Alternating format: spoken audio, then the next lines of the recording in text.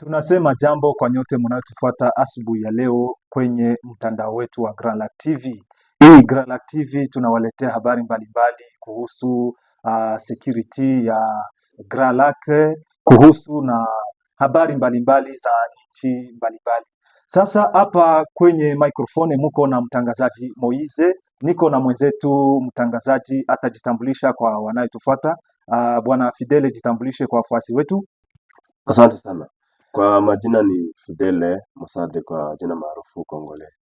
Asante sana. Leo tutawaletea habari mbalimbali na tutagusia habari kutoka province yetu ya Sud Kivu. Tutagusia territoire zetu gisi balilamuka leo. Tutagusia na jijini Kinshasa, yani kapitali yetu ya Kinshasa. Tutagusia mambo mbalimbali. Mbele twende mbali, acha tuanze na tukiambia watu wote kutufuata na kufanya subscribe na share na comment. Asante sana. Sasa kwa leo tutagusia habari za territoire ya Fizi. Pale tutawaletea gisi Fizi yote ililamuka, kuhusu security yote tutawaambia, na baadaye tutagusia habari zenye ziko mu territoire ya Walungu. Baadaye tutafika mkapitali yetu ya Kinshasa. Kutoka pale tunagusia mkataba waliosaini nchini Washington, Etats-Unis d'Amerique. Voilà, tunampea neno mtangazaji wetu Fidele kutupatia habari za moto zilizozunguruka mtandaoni na zenye tulifuata asubuhi ya leo nchini tarafa letu ya Sud Kivu. Asante sana. Asante sana mtangazaji. Acha tuanzie kwenye tarafa la Fizi. Kwenye tarafa la Fizi ni kwamba jana kumeibuka makabiliano kati ya wanajeshi wa Bilozi Bishambuke ambayo yamesababisha maafa ya watu takriban watatu, akiwemo dada mmoja Mfuliro na kanali mmoja wa Bilozi Bishambuke, kama tulivyopewa na wenzetu watangazaji ambao wanapatikana kwenye milima mirefu ya Fizi na Mwenga huko. Tutaanzia kwenye tarafa hiyo. Ni kwamba jana kumeibuka makabiliano yaliyo letwa na chanzo cha pesa ambazo zimetolewa na wananchi ama kibugulo kwa nao hutumia lugha ya Kiswahili ya Kongo. Unajua wengi wanapoenda kwenye soko ya ine soko ipatikanayo Pagasiro, habari zinasema ya kwamba wametoa pesa, wameomba raia pesa kama kawaida, wakatoa hizo pesa. Walizotoa hizo pesa ndipo sasa wakakorogana eti hazikugabuliwa kama vile zingepashwa gabuliwa. Unajua mambo ya pori na wanajeshi wenye pori wanakuaga na mambo yao, hawakuelewana kwa kugawa hizo pesa ambazo zimetolewa na wananchi. Ndipo sasa kukaibuka kutoelewana na wakaanza pigana masasi ambayo yameangusha binti moja. Inasemekana ya kwamba binti huyo ni dadake ya kanali Ngoma Nzito wa Bilozi Bishambuke, akafa. Hata na kanali mmoja naye huko akafariki, ambaye duru zetu zinasema ya kwamba huyo kanali ametupwa kwenye ziwa na maiti yake ikapotea. Sasa bwana Fidele, ndauliza pale sasa. Sasa wanani wenye walifanya kitendo hicho cha kuua watu pale tarafani Fizi? Ni wao kwa wao kwenye Bilozi Bishambuke. Okay. Kumeibuka kutokuelewana, maneno ya kutokuelewana. Ndipo sasa wakarushiana masasi, masasi yakaua watu. Inasemekana ni kwamba wanaweza kuwa ni watatu ama zaidi ya watatu, lakini wale ambao tumejua ni huyo dada wa Kifuliro na kanali mmoja. Inasemekana ya kwamba ni kamanda. Ndio. Najua mambo ya pori wengi wamejipea magradi ama peti. Inasemekana anaweza kuwa ni kanali, lakini kinachojulikana ni kwamba ni kamanda na huyo dada wameshafariki. Tukishuka kwenye tarafa ya Walungu, mahali kunaitwa Ngali karibu na Nyangezi, kwenye kijiji cha Kaniola Ndio. tarafani Walungu Ndio. kumeripotiwa makubaliano nayo jana yaliyosababisha raia kukimbia. Ndio mapambano, haiko Makabiliano ama mapambano Wala. yaliyosababisha raia kukimbia. Ndio. Hata na wanajeshi, kulikuwa wanajeshi na wazalendo, Ndio. hao wote wakakimbia na M23 wakaweza kuingia kwenye kijiji hicho, Wakadhibiti kijiji hicho. ndio. Tukishuka kwenye jijini Kinshasa ama mjini Kinshasa ni kwamba chama cha PPRD cha bwana Rais Joseph Kabila mstaafu kimetoa tangazo ya kutupilia mbali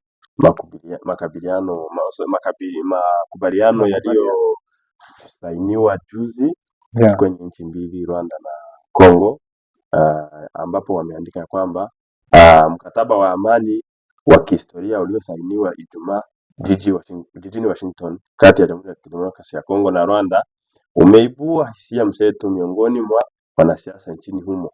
Vyama vya upinzani kikiwemo chama cha PPRD cha rais wa zamani Joseph Kabila kinasema ya kwamba mkataba huo hauleti chochote kipya isipokuwa kuweka tu Rwanda kama mshirika wa biashara na kimkakati wa Washington na wala hauna nia ya kuleta amani mashariki mwa Kongo. Na si kile tu, ni vyama vingi ambavyo vimesema ya kwamba yale makubaliano ya amani hayagusi chochote. Na tutafika kwenye pointi ya mwisho, tutachambua kuhusu yale makubaliano yaliyosainiwa. Je, yale makubaliano yanasaidia nini? Yatasaidia nini Kongo? Yatasaidia nini M23? Yatasaidia nini wananchi? Nafikiri hiyo itakuwa ni kipindi cha uchambuzi wa makubaliano hayo. Asante sana Bwana Fidele. Tunaendelea kuambia watu kufuata vipindi vyetu vya redio yetu ya Grala TV. Tunapatikana jijini Bukavu, ndio kwenye tunapatikana, ndio kwenye tunatoa hizi habari. Sasa tunaendelea na kuchambua maneno ya mkataba iliyosainiwa nchini Washington. Sasa kuhusu ile mkataba waliosaini, unaona ile mkataba italeta amani, itamaliza vita? Ile mkataba itasaidia nini wakaji wa Kongo? Asante sana. Tunaingia kwenye uchambuzi wa mkataba huo. Ndio. Huyo mkataba una maneno takriban manane ambayo yamesainiwa. Ndio. Na hayo ndio yatatuma labda tunasema kama italeta mabadiliko. Okay. Hayo maneno ni vipengele 8, lakini tutajaribu kusoma vile vichache. Jambo la kwanza inasema ya kwamba nchi zote mbili, Rwanda na Kongo, DRC, Kongo, zinapaswa kuheshimu mipaka. Ndio. Zinapaswa kuheshimu mipaka bila kuingiliana. Ndio. Sababu wengi walikuwa wakilalamika eti Rwanda inatuma wanajeshi wake wanaingia Kongo. Kongo nayo inasema Rwanda nayo inasema Kongo inatuma wale wa FDLR wanaingia kwenye ardhi yake. Nakumbuka wakati vita ilitokea Goma, wakarushiana mabomu yakaharibu manyumba, hata maafa ikatokea kwenye pande zote mbili. Walisisitiza pale wakisema ya kwamba kusiwe hata siku moja tena jambo la kuingiliana. Hiyo ni ya kwanza. Ya pili ilisema ya kwamba ni lazima wasitishe mapigano kati ya Rwanda na DRC, wasiongeze kutupiana mabomu ama kukabiliana kama vilivyofanyika. Jambo la tatu ni kutoa wanajeshi wao kwenye mipaka. Unajua ya kwamba walikuwa wakishutumu Rwanda ya kwamba inatuma wanajeshi Kongo. Rwanda inasema hapana, sisi tumeweka wanajeshi kwenye mipaka ili tuweze kuzuia adui kuweza kutuingilia. Wakasema kwamba kila mmoja atoe ile inayosemekana ya kwamba ni kujilinda. azitoe kwenye mpaka ili waweze kuaminiana. Jambo lingine wakasema ni kwamba ni kuwapokonya silaha wa FDLR ambao wanapatikana nchini Kongo ili Rwanda iweze nayo kutulia na kuheshimu mkataba huo. Wakasema ya kwamba DRC ni lazima ipokonye silaha FDLR, kwa sababu wanasema ya kwamba wao ndio wamepatia FDLR silaha ili waweze kushambulia Rwanda. Sasa hilo jambo nafikiri ndio litakuwa jambo gumu sana, kwa sababu wengi wameshaingia kwenye jeshi la FARDC, hawezi tena kuwatambua. Nafikiri hiyo ndio iko ngumu kuliko mengine yote. Jambo lingine ni kupeana wakimbizi. Unajua kila nchi ina wakimbizi wa nchi nyingine. Rwanda kunapatikana wakimbizi wengi wa Kongomani. Inasemekana ya kwamba wao ndio wanatokaga wanaingia Kongo tena wanaenda kuunda rebellion ya kushambulia serikali. Kama vile Kongo nayo ina wakimbizi wa Rwanda ambao wamekimbia mwaka 1994 ambao walikuwa wanatoka kufanya mauaji ya kimbari, wakaingia huko. Kongo ikawapa nafasi. Sasa wanasema ya kwamba hapa ni lazima warudishwe kwao, Wakongo warudishwe kwao na Warwanda nao warudishwe kwao, wapeane hao wakimbizi ili kila mmoja aweze kukaa bila kusema ya kwamba mwenzangu anaadhibiwa wangu. Jambo lingine ni kurudi kwa MONUSCO. Nafikiri hilo ndio tunapaswa kuweka nanga kwa hilo, ni kurudi kwa wanajeshi wa MONUSCO. Unajua wengi tunaelewa kwamba MONUSCO ilikuwa imemaliza mkataba wake wa kutumikia nchini Kongo. Lakini wao hawakuwa wanataka kwenda. Sasa hapa inasemekana ya kwamba ni lazima MONUSCO irudie nchini Kongo. Sababu wakongomani tulikuwa tukilaumu ya kwamba MONUSCO imemaliza miaka 20 nafikiri zaidi ya 20 bila kuleta mabadiliko yoyote. Lakini hapa sasa ni lazima hao wanajeshi warudie. Na jambo lingine la mwisho ni kusema ya kwamba DRC lazima iwe na uaminifu kati yake na nchi za East African Community ambazo ndio majirani wake wa karibu. Ndio.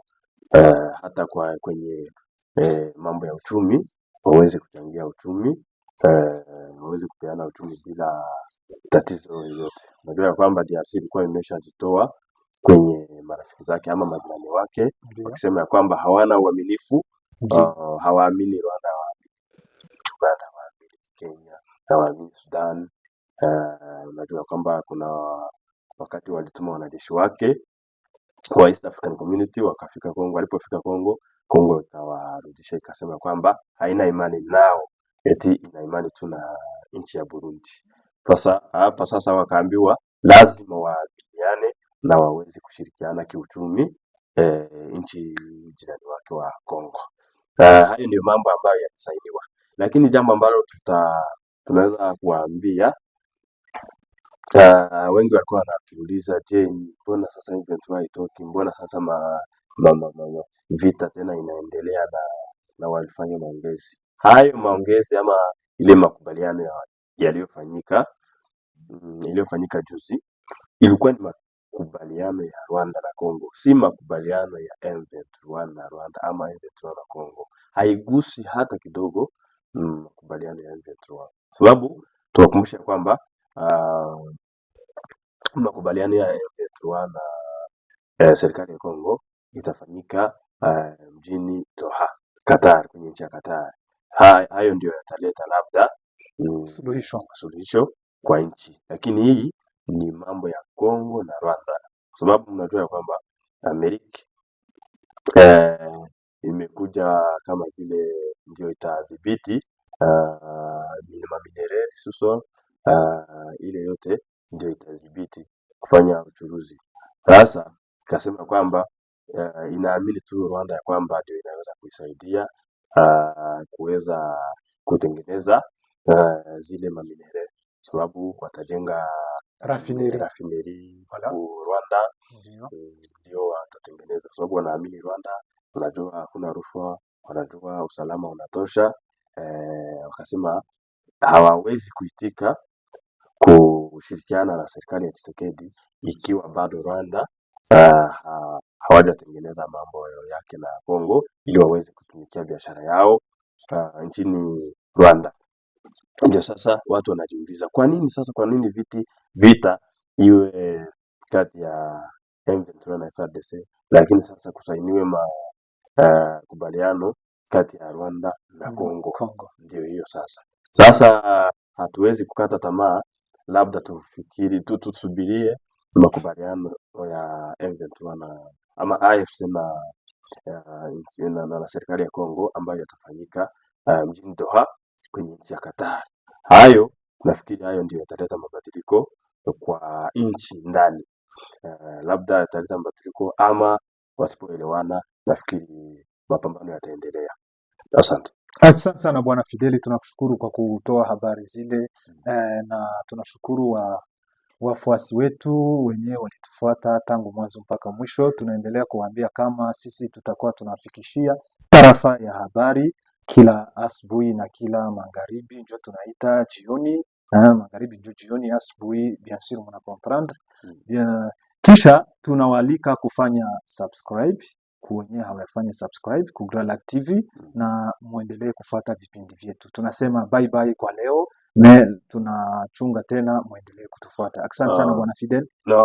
Tunaweza kuwakumbusha tu neno moja. Ndio. Mnajua ya kwamba hii channel yetu inaitwa Gralac TV. Ndio. Gralac mnaelewa ni Kongo, ni Rwanda, ni Burundi, nchi ambazo ni nchi za maziwa makuu. Ndio. Gralac. Kwa hiyo tutakuwa tukitumia lugha zote. Tutakuwa tukitumia Kirundi, Kinyarwanda, Swahili na Francais, hata Kifaransa pia. Ndio. Inawezekana hata Kifulero na Kibembe. Nafikiri tutajitahidi waje tutoe mahabari. Kisikia labda kuna upungufu kidogo wa lugha lakini tutajitahidi. Kifulero na Kibembe tutaongea. Asante sana. Wewe unajua tunawaalika. Ndio, mimi ni mtu wa Ubembe. Na wewe ni mtu wa Kifulero. Okay. Asante sana. Tunawashukuru. Asante sana.